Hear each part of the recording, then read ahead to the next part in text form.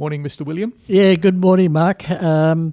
What's today? Thursday, and it's footy finals time. Yeah. And I got a little quick story to tell you, Mark. You have. You're very excited by this. That's right. So my brother won a raffle prize to go to the final on Saturday, but he happens to be in Turkey.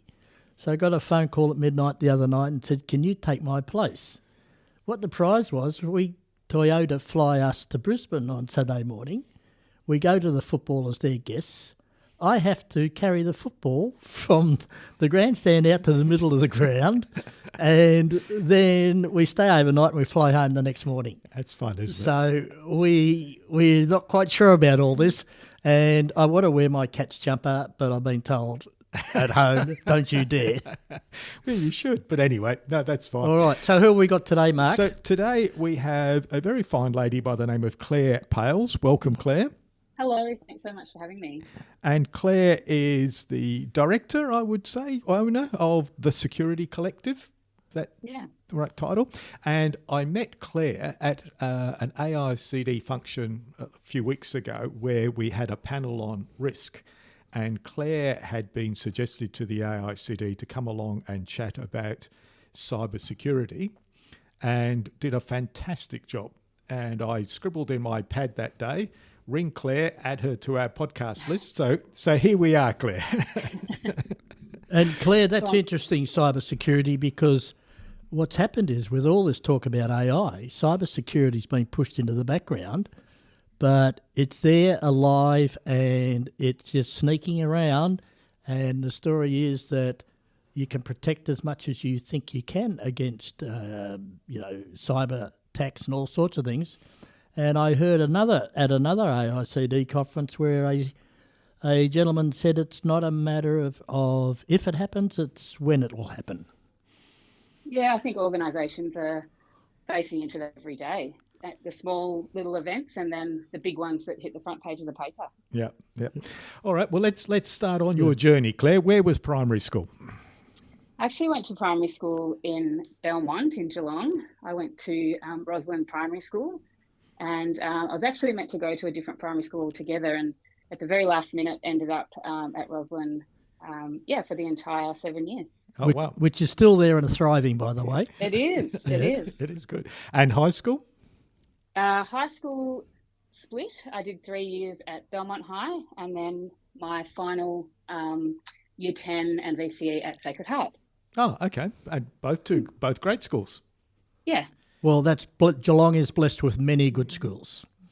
Yeah, and certainly growing as well. You know, since I was at school, we've certainly seen an enormous amount of amazing schools started here as well. So we're very fortunate. Very fortunate. So while you were at high school, Claire, did you have any jobs? I did have a job. I had several jobs, actually. But my first job when I turned 14 and 9 months was to work at McDonald's. When McDonald's in Geelong was down the stairs in what was probably not a very safe place to have a family restaurant. But I worked there. My sister also worked there with me. And after that, I spent the next couple of years doing part-time jobs at ice cream shops and restaurants and cooking in kitchens and all sorts of things after that. But the first one was McDonald's, and I stand by the fact that it's a great first job, and now my son works at the Torquay one. So there you go. Runs in the family. That's good to hear, because we've had a couple of conversations about training, and this is one of the arguments about working from home, of course, is how do the younger folk get exposed to, I guess, to mature age people and mentors and all the rest of it if they're not in an environment where it's a team environment. Exactly right. And I think too that I'm encouraging my kids to have jobs where they're at front of house and do customer service roles and, as you say, be exposed to all sorts of members of the community rather than, back of house jobs where they don't necessarily get that experience. And, fortunately, fast food gives them that in most cases where they can really meet all types of different people and both within the workplace but also as customers. Yeah, the good, the bad and the ugly, unfortunately, these days, isn't it? That's right. So after Sacred Heart, off to uni, and I think that was Deakin, is that correct? I did go to Deakin, yeah. I went off to uni I had originally, I'd wanted lots of different jobs, but I wanted to be a police officer. But because I couldn't swim and I'm an asthmatic, I couldn't get into the police force. So I ended up doing police studies at university. And about halfway through my course, I went off campus and decided to work full time while I finished my degree, because I found an arts degree had such few contact hours and I was raring to get into the workforce. So I did half on campus for 18 months and then I finished the rest of it off campus and went out into the workforce. So what was your first real job then? My first real job was actually in a law firm, and I worked in the mailroom, and it was one of my favourite jobs. You got to socialise with all sorts of different lawyers, and from article clerks right through to the equity partners, and I met everybody. And I worked in 101 Collins Street, which is a beautiful building, and yes. So I worked in the mailroom there for about a year, and then I was promoted to work for their one of their main managing partners as his executive assistant. So it was a really, really great foray into the workforce. Well, I think, they're that's a little interesting, as we call sliding doors or tipping points. From one point to another, it's like a mailroom person. I guess years ago they used to have tea ladies, for instance. Right? Yeah, we had one of those as well. Oh, did you? I remember them. So that shows you my age, doesn't it? Right. So where from the law firm, where did that then kick you off to? So after the law firm, I became a paralegal, and I worked for a company which at the time was called Pacific Access, and it was then brought out by. It was then renamed to become Census, and so I joined the Telstra group really from that point, and worked as a paralegal for a couple of years just within the Yellow Pages group. But I stayed on at Telstra for 11 years in various different roles. So what led you into the cyber path? Was that where this all started, in working with Census and Telstra? Did that... Kind of. Really, since I started as the paralegal, I really like meeting new people, and that's probably why I myself have a podcast as well. I just made an effort to network as much as I could, and so I met some great people across Telstra, and that gave me an opportunity to end up in a role in the law enforcement department at Telstra. And so I started dealing with the police and with government agencies and telephone intercepts and things like that. And I became a manager very quickly. So by 24, I had a team. 24 years old, I had a team. And then I got tapped on the shoulder to work and lead a fraud department. And then when I had my second son, I took a redundancy. And I got a phone call from a friend who lived in Hong Kong. And she said, "Oh, I've heard about this job. It's in cybersecurity. Is that anything like fraud? Do you reckon you could do this job? And would you move to Hong Kong?" And so we had a quick conversation at home, and I had these two little boys at the time. And one thing led to another, and I ended up rapidly moving from Melbourne to Hong Kong and leading a cyber function over there that looked after 4 countries. So wow. I went from this little fraud team in Telstra to a global, or a regional, I should say, organisation leading a cyber team. It was absolutely a baptism of fire. But I would say that most people you talk to who are in cyber would say the same thing, that they fell into cyber, it became a bolt onto their role, and then they fell in love with it. And nobody in sort of my vintage, not many people set out to work in cyber. In those days there were no cyber degrees or that sort of thing. So I really fell into it based on my network and the work I'd done in corporate security and fraud before that. Did you like Hong Kong? I loved Hong Kong. I absolutely loved it. It's a sensory overload to live and work there. And the work was a lot. It was sort of 6 days a week, and a lot of it's not just moving to a new organisation. It's moving to a new country, to a new culture. English is obviously a formal language there, but most of the people there speak the local language, and so it was quite a culture shock for my kids as well, and my partner at the time. But But I really, really enjoyed it. I would absolutely encourage anybody to live and work overseas and have that experience. I have really fond memories of being over there, and I wouldn't have the experience I have today. I certainly wouldn't be doing the job I'm doing. Yeah, Claire, it's a sorry, Mark. It's a once in a lifetime opportunity, and you just can't pass it up in reality.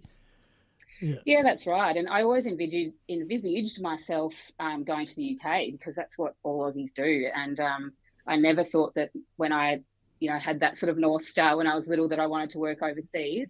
I never thought that it would be in Asia. But it was incredible. And I worked for a Chinese company as well, which meant that I really got that immersion there that I don't think I would have had as much if I had worked for a Western organisation. Yeah, and I work in the area of family business, and I'm always urging the older generation, when the next gen are coming in, send them away, send them overseas for a couple of years, 2 or 3 years, and don't let them into the family business until they've had that external experience. Yeah, absolutely. Yeah. Were you there when the handover happened or after the handover? Oh, well after the handover. Well after, yeah. I was trying to think. Yeah. I was just because my brother was in Hong Kong for the handover. He worked there and quite an amazing experience. And then he moved to Singapore. Well, a lot of people do that. Yeah. So just with your journey then in cyber, how do you self-educate yourself on identifying risks and knowing what to look for and picking up the latest trends? Is it a constant learning process, Claire? Absolutely. And unfortunately, a lot of the cyber criminals are one step ahead of us. So we get ourselves into a position where we're sort of learning as we go. But I think, and to your point earlier about AI, the principles of risk management, risk identification, and risk acceptance, risk appetite, all of those principles kind of remain the same. So once you have that education around risk and on the job visibility of risk, you can apply those principles to a lot of different situations, and a lot of it also comes down to ethics and the values of your organization, and really leaning into that side of things as well. But in terms of the risk part, from a cyber perspective, yes, cyber leaders, we all are continuously educating ourselves and leaning on our networks to understand how did that incident happen, and could that happen to us, and are we prepared? But I still really think that a lot of the time the principles remain the same. It's really about what are we protecting, why are we protecting it, and what would happen if somebody got past our defences. Yeah. And so from Hong Kong, what brought you back to Oz? Sadly, I had a very sick mother, and I didn't really want to be away from Australia. Yep. And so my career over there was going from strength to strength. But family, it was so incredibly important, and I'm glad I came home when I did. Yep. But yes, unfortunately, I needed to be here. Yeah. Yeah, very important. And so what did you have a job lined up when you got back, or did you come back and then start looking, or? No, I didn't have a job lined up, but I had to give 3 months notice. So as soon as I gave notice, I started to reconnect with people back here in Australia. Yep. And I had maintained some connections back here. But I think most people who repatriate would probably tell you the same story. And that is that repatriating to Australia is incredibly hard. Yes. And a lot of overseas experience is not really as recognised. And so I got home, despite having a relatively good network, I got home and found that my experience in Asia was not as valued as I thought it would be. And I don't have a computer science degree. So a lot of recruiters at the time sort of looked at me and thought, well, how can she be a cybersecurity leader if she doesn't have a computer science background? And nobody in Australia has not heard of me, but I'd been out of the business here for 5 years. So, I had a much smaller network than if I had have been around. So, repatriating was pretty hard. But I was out of work probably for about 3 months. And then a friend of mine who was in a security leadership role came to me and said, hey, I'm leaving my job. I think you should apply for it. And so I got the job, and I stayed there for a year. And then after that, I started my own company. Oh, that's interesting, Claire. I just want to. A lot of our listeners are private business owners, and all family business owners, and in my experience, they really don't have a line of sight of the risk around, or risk at all levels. To be honest, but they don't have a line of sight over cybersecurity risk. How would you address private business owners on that issue about why they need to have a risk profile? I think any organisation needs to understand the risk of cyber to their company within the context of what they do. So if you hold personal data about employees, if you hold personal data about customers, if you have a secret recipe or a way of doing things that is patented or specialised to your organisation, any really important data like that or processes mean that you potentially could be a target. If you process financial transactions, anything like that, or even if you pay bills, we've seen cyber threats where they just compromise the emails of the accounts payable clerks or the accountants, and that alone allows small business to become very vulnerable to that type of fraudulent theft through using cyber means. And a lot of cybercrime is actually just traditional crime using a digital method. Yeah. And so if you think about theft or abuse or financial gain, anything like that, even the smallest of organisation or institution or educational group, there is all of those types of organisations have some kind of risk profile when it comes to cybersecurity. And even as individuals, we have a risk profile when it comes to cyber. And, unfortunately, a lot of people probably don't understand how to protect themselves. But we have to educate ourselves around that. And, I talk to directors about this as well. It's not just about, your own, it's not just about your organisation's cyber threat, but it's about you as an individual and your own identity. A lot of people have experienced that themselves. So as a small organisation, it can be a relatively short process to identify, what's important to us. How would our operations change if we couldn't access email, if we couldn't access Stripe or our bank accounts, or, looking at those processes that they use every day and thinking, okay, well, let's think about a crisis here. What would happen if these things happened, and how would that impact our cash flow or our opportunity to serve our customers? If they think about it in terms of any other crisis they would experience, so, when COVID happened, or if there was a flood that ruined a factory, using those same business continuity risk profiles, you can lean into cyber in that way, using the things that you already know. Do you think people are more aware, or do you think there's still a large percentage that go, well, it won't happen to me? Well, I think there's probably two answers to that question. I think there's a lot of people who still think it won't happen to them. Yep. But I do think people are becoming more aware. And sadly, that's because, we've seen Qantas be breached and Optus and these really, really big brands that, affect millions of people across Australia.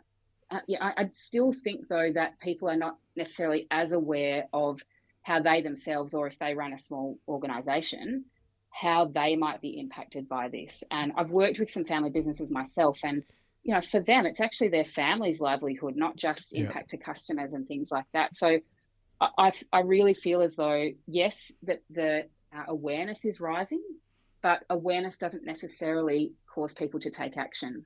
It takes an incident, unfortunately, and I've seen this happen a couple of times. It certainly does. Right, and then they react too late. But it's like somebody I know who might be sitting next to me cloned me using AI the other day and sent me a copy of me sitting on a mountain somewhere with my photo, and I looked at it and thought, oh, what if someone untoward did that to me, and where would it end up? Yeah, right. I was playing with Nano Banana, Google's move, and it was so easy to have Bill sitting on a mountain. But it's interesting, Claire, as things evolve. Like you mentioned, invoicing. There was that spate for a while there when settlements, the settlement document, the bank details were being changed, and people were transferring money into a bogus account, and it was being disappeared. And it's interesting because I've always, when it's big money transfers, I was settling on a house in Queensland. The agent sent through this is the account details and all the rest, and then I went and looked up their phone number and rang them and said, right, please tell me your phone number. And they said, yep, no, we would ring you actually once we knew you'd got the email because we want to confirm. I said, yeah, but how would I know it was you ringing me?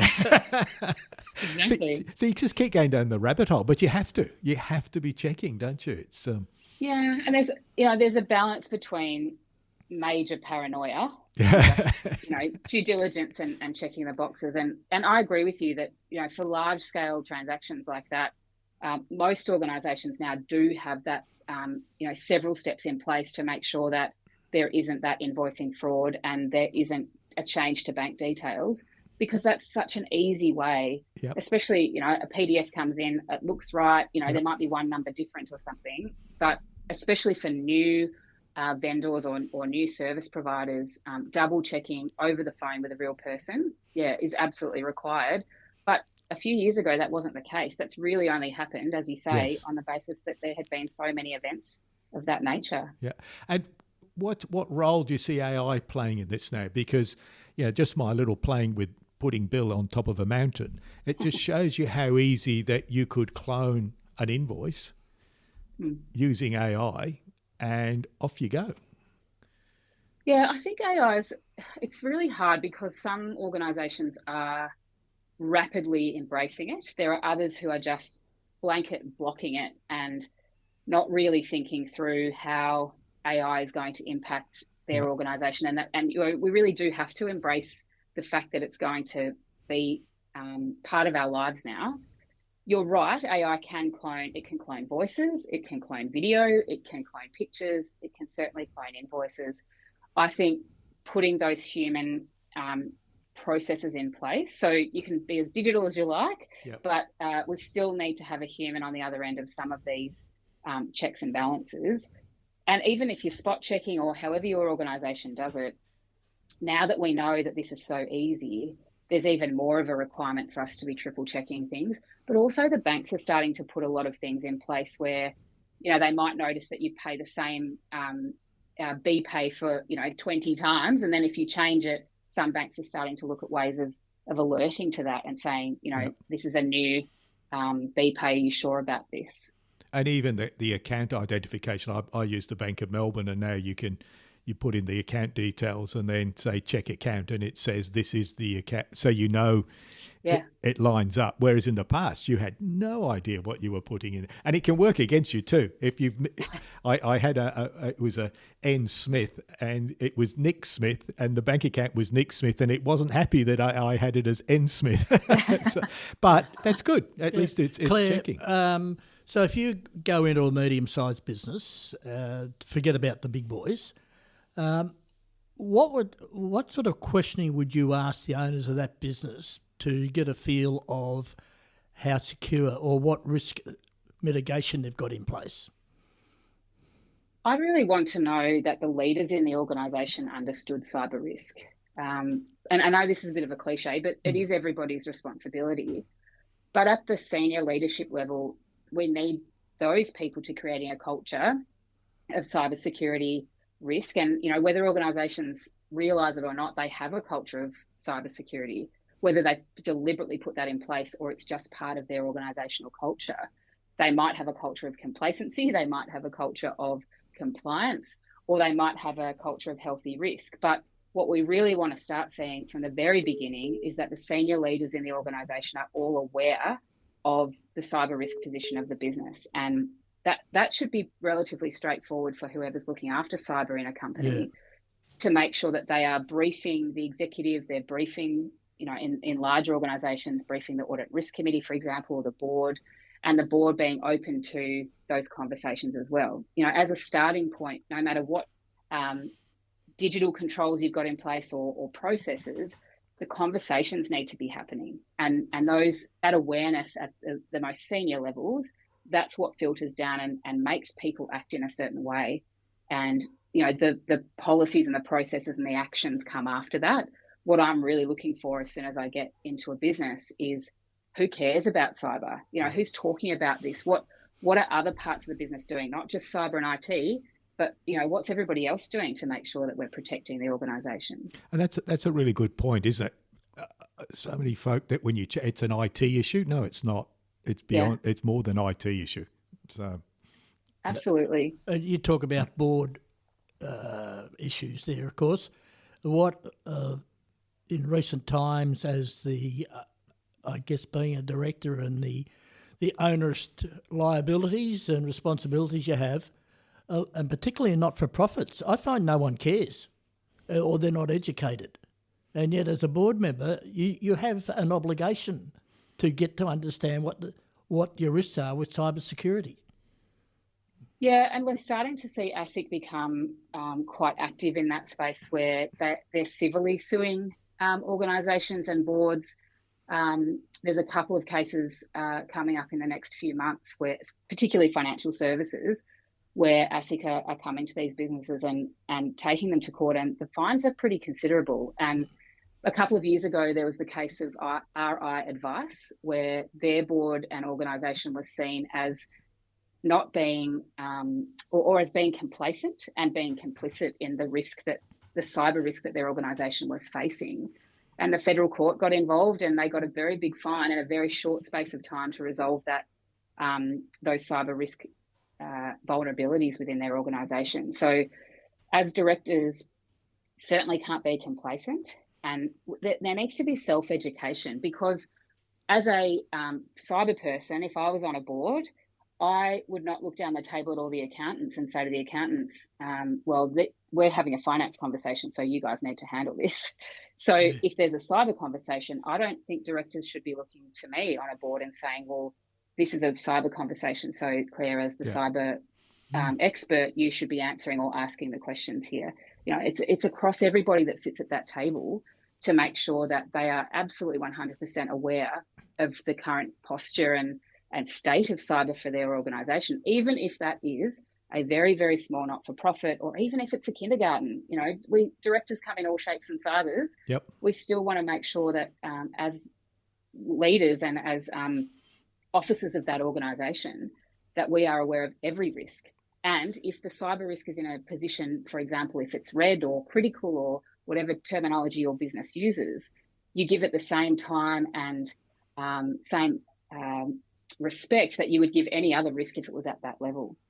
So Claire, given your immense knowledge, and I'm sitting here in awe of you. I was in awe of you when I was sitting next to you on the stage the other day. Thank you. How do people find you? What's your website? Yeah, so thesecuritycollective.com is my website. You can also find me on LinkedIn.